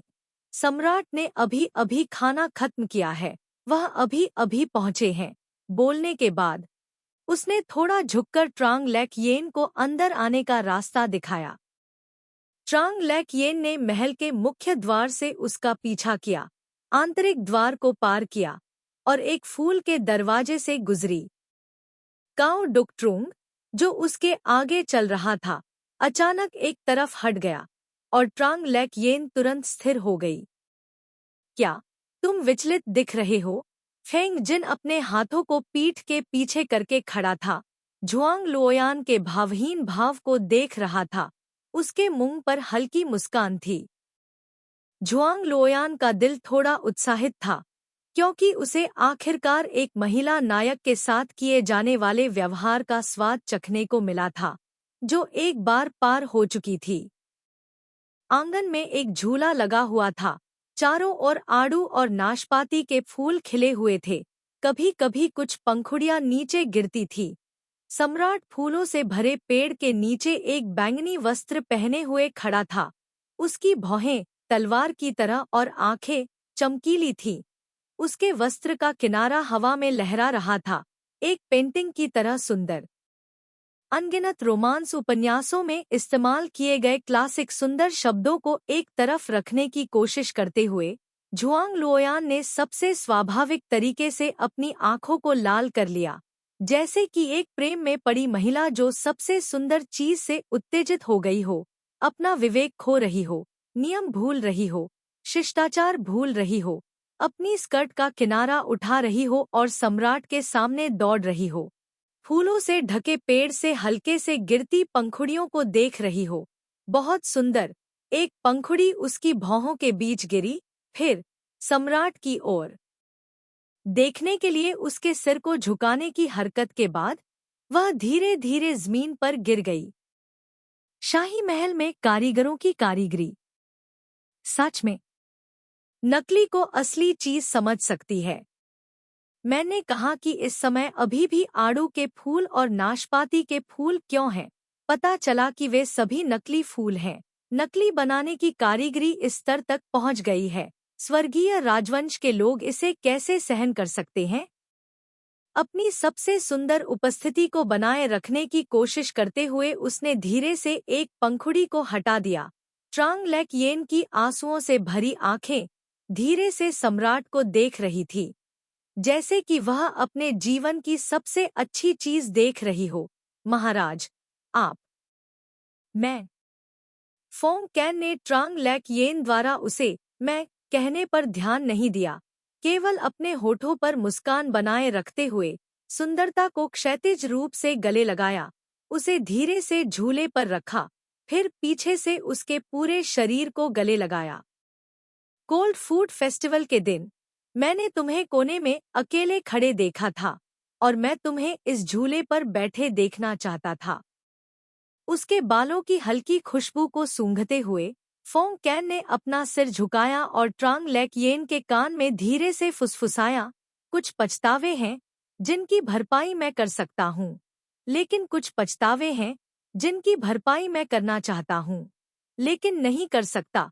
कुछ विशेषज्ञों का कहना है कि बाएं कान में बोलने से श्रोता के प्रभावित होने की संभावना अधिक होती है तथा दाएं कान की तुलना में अधिक गहरी छाप छोड़ती है। लेकिन इस समय ट्रांग लैक येन बिल्कुल भी प्रभावित नहीं हुआ, केवल डरा हुआ था। यह उतना ही डरावना है जैसे कि इंजीनियरिंग की पढ़ाई कर रहा कोई लड़का अचानक क्विन डाओ जैसे उत्तेजक उपन्यास लिखने लगे। महामहिम के साथ होने पर मुझे कोई अफसोस नहीं है। उसकी बाहों में मौजूद व्यक्ति ने अपना सिर उठाया।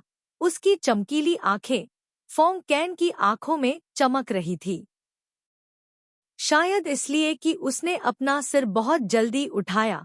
उसकी आंखों के कोनों में छिपे आंसू नीचे गिर गए। शर्मिंदा होकर उसने अपना चेहरा पोंछने के लिए अपना हाथ उठाया, लेकिन ट्रांग लैक येन ने फिर से अपना सिर घुमा लिया। पिस्टल मेरी आंखों में गिर गया, यह बहुत खुजली कर रहा है। फोंग कैन थोड़ा स्तब्ध रह गया, फिर अचानक धीरे से हंसा और ट्रांग लैक येन को छोड़ दिया। मेरी प्यारी उपपत्नी, कसकर पकड़ो, फिर धीरे से धक्का दें। आह! झूले को हवा में ऊपर की ओर धकेला गया। ट्रांग लैक येन ने अपना सिर घुमाया, काले बालों का एक गुच्छा नीचे गिर गया। वह शर्मा गई और चिल्लाने लगी, महाराज, आपने जानबूझकर मुझे धोखा दिया। फोंग कैन हल्के से मुस्कुराया और देखा। जब झूला नीचे किया गया तो उसने उसे फिर से धक्का दिया। मेरी उपपत्नी को झूला नृत्य देखना बहुत पसंद है। मेरी राय में ऐसा कोई झूला नृत्य नहीं है जो मुझे इससे अधिक आश्चर्यचकित कर सके। चांग लेकयेन ने सम्राट के साथ सहयोग करने के लिए भयभीत होने का नाटक करने की कोशिश की, लेकिन मन ही मन भावुक भी हुई। उसे उम्मीद नहीं थी कि यह सम्राट भी एक भावुक प्रेम कहानी निभाएगा। उसने सम्राट के रोमांस के बदले में हर तरह से हिसाब लगाया। अंत में क्या इसे लाभदायक माना जाएगा? लेकिन सच कहूं तो अगर उसे ऐसी कुछ और रोमांटिक स्थितियों का सामना करना पड़ा तो वह पागल हो जाएगी। इस मजेदार नाटक को निभाने के लिए उसे रोमांस उपन्यासों के कुछ क्लासिक कथानकों की समीक्षा करनी पड़ी, ताकि वह अपनी मासूमियत और पवित्रता के स्तर को मजबूत कर सके जिसने लोगों के दिलों को छू लिया था। इसके अलावा सम्राट अचानक स्नेही हो गया। वह खुश होने की बजाय आश्चर्यचकित अधिक थी।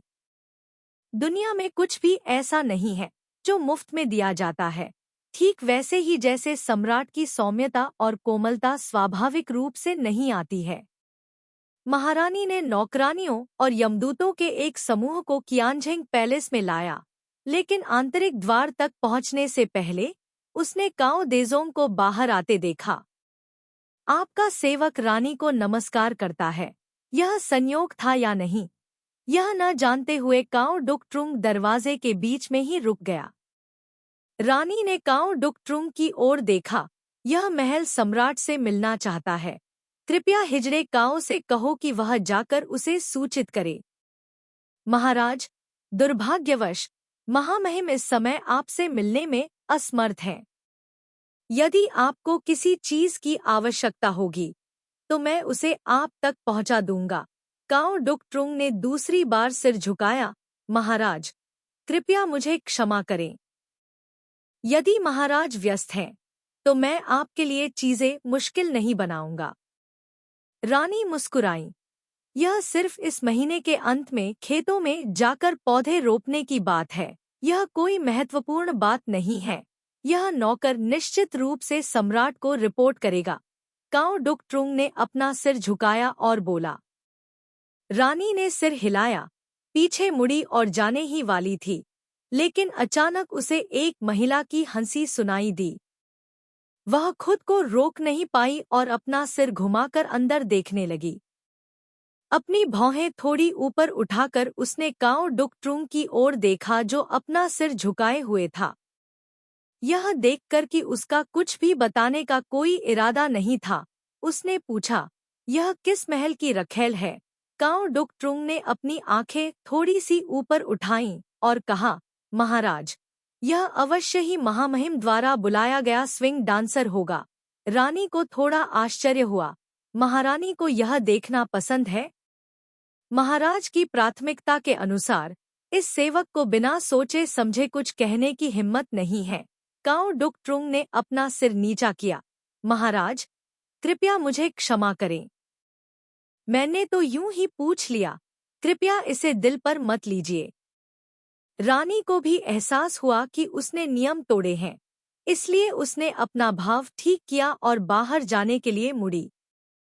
काओ डुक ट्रुंग ने अपनी आंखों से रानी की आकृति का अनुसरण किया। उसकी भौहें थोड़ी सी झुकीं, फिर उसने अपना सिर नीचे कर लिया। महाराज, इस सेवक ने सुना है कि आज सुबह सम्राट का खोजी लेडी झाओ को संदेश देने आया है। कुछ देर के लिए किएन चिन्ह महल से बाहर निकलते हुए हुआन गोक ने अपनी आवाज धीमी की।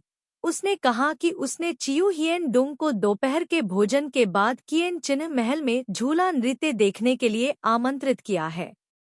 इस नौकर को लगता है कि यह अब होना चाहिए। महारानी के मुंह का कोना थोड़ा ऊपर की ओर मुड़ा। चियू हियन डुंग को बहुत बड़ा दुर्भाग्य झेलना पड़ा है। सम्राट के लिए उस पर थोड़ा और अनुग्रह करना ज्यादा नहीं है। बस मुझे नहीं पता कि थुक्वी फी को इस बारे में पता है या नहीं। हुआन घोक ने मंद मंद मुस्कुराते हुए उत्तर दिया। इस सेवक का मानना है कि शाही उपपत्नी थुक को पता चल जाएगा। झूले से उतरते हुए ट्रांग लेक येन ने सम्राट की ओर देखा जो अभी भी मुस्कुरा रहे थे। उनकी आवाज थोड़ी कांप रही थी। महाराज, बहुत समय हो गया जब से मैंने इस तरह झूले पर खेला है। फोंग कैन ने ट्रांग लेक येन के बालों पर गिरी फूलों की पंखुड़ियों को उठाया। क्या तुम खुश हो? सम्राट, ट्रांग लेक येन ने अपनी आंखें बड़ी कर ली, मानो उसे उम्मीद नहीं थी कि सम्राट उसके खराब मूड को देख लेगा। वह मेरी है। सम्राट ने अपने सामने खड़ी महिला को फिर से अपनी बाहों में खींच लिया। और मैं तुम्हारा सम्राट हूँ। सम्राट की छाती पर झुके हुए ट्रांग लेक येन का चेहरा शर्मिंदगी से भरा हुआ था। उसकी नज़र ज़मीन पर गिरती पंखुड़ियों पर पड़ी। ट्रांग लेक येन ने उत्सुकता से सोचा, पंखुड़ियों को इस तरह प्राकृतिक रूप से गिराने के लिए कारीगर का कौशल कितना अच्छा होगा।